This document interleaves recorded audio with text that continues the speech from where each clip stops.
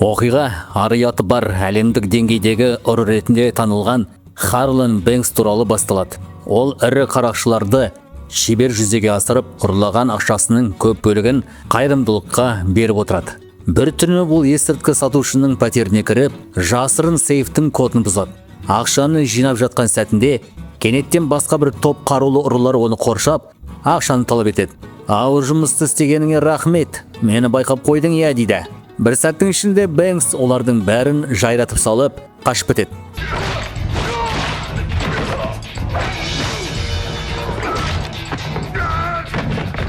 Тағы бір сәтті қарақшылықтан кейін ол қылмыстық өмірдің барған сайын қауіпті бола бастағанын түсінеді. Қыз досының өтінішімен ол бұл өмірден бас тартып, қалыпты тіршілік бастауға шешім қабылдайды. Келесі күні таңертең екеуі Лас-Вегас қаласына барады. Қыз досы оның заңды жұмыс тауып, өмірін өзгерткенін қалайды. «Өміріңді өзгертуң керек, Харлан» дейді. Харлан болса, «Мен бәрін тастадым, уәде берем» деп қалады. Жолда олар қаржы тапшылығына байланысты жабылуы мүмкін балалар ауруханасының маңдайшасын көрді. Көп ұзамай Бэнкс өзінің болашақ жұмыс берушісі Макспен танысады. Макс оның қыз досына орынсыз әрекет жасамақ болады. Бірақ Бэнкс оны дереу тоқтатады.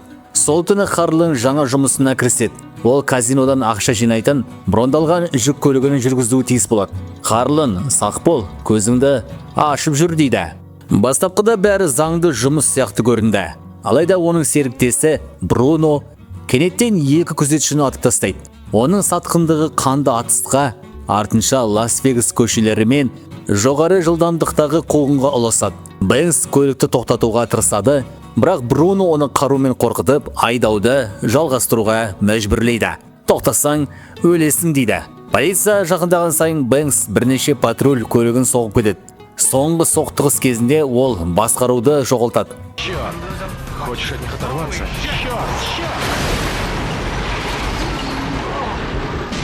Бруно оның басын көлік капотына ұрып, есінен тандырады.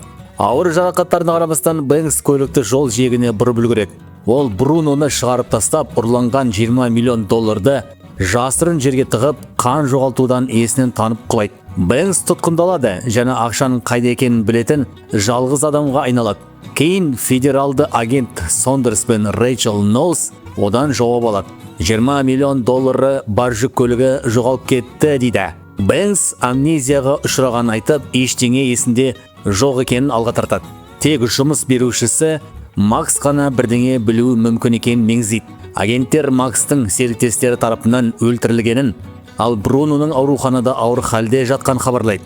Айып тағатын ешкім қалмағандықтан Бэнкс 3 құқық қорғау қызметкерін өлтірді және қарулы қарақшылық жасады деген айыппен сотталып түрмеге қамалады. «Біз мұнда жақсы уақыт өткіземіз» дейді. Түрмеде Бэнкс бірден нысанаға айналады. Сыбайлас құқық қорғау қызметкерлерімен байланысы бар қылмыскерлер одан ақшаның орнын айтуды талап етеді. Ақшаны көрсеткенін дұрыс болады дейді. Бэнкс барлық шабуылдарға тойтарыс беріп, Ice School есімді ықпалды тұтқын әрі топ басшысының құрметіне ие болады.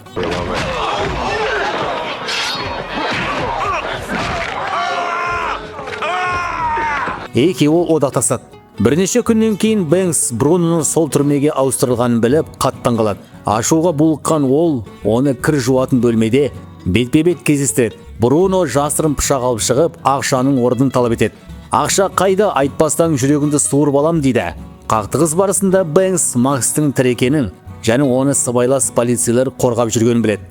Ол Бруноны аяусыз соққыға жығады. Ну тогда сделай доброе дело. Ты можешь передать Максу от меня маляву?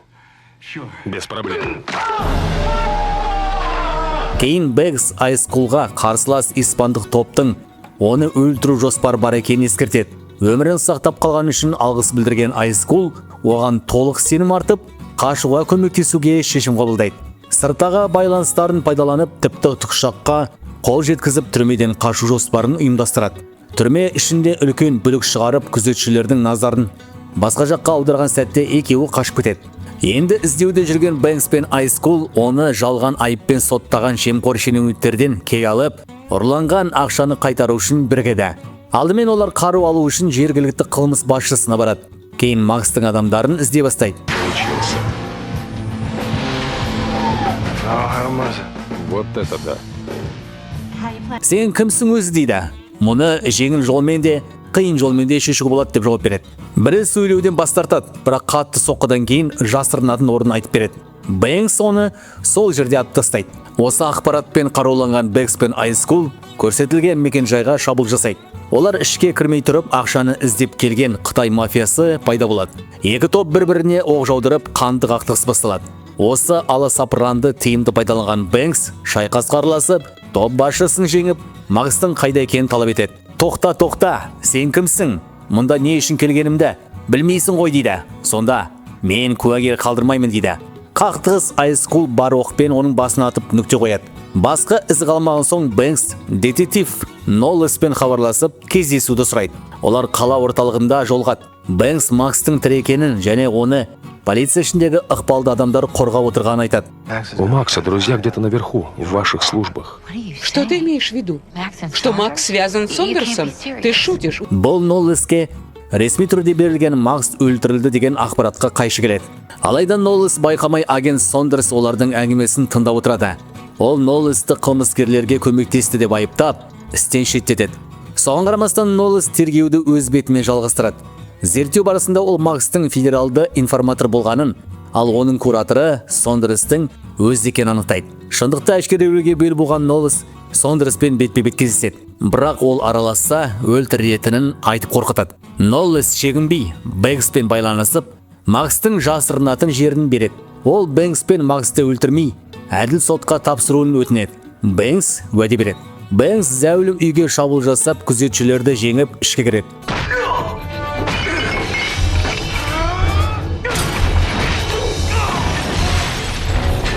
Ішке енген соң ол Макстың орынбасарымен бетпе-бет келеді. Ол қару кезіп ақшаны талап етеді. Сонда әлгісі күте тұр, ол осында дейді.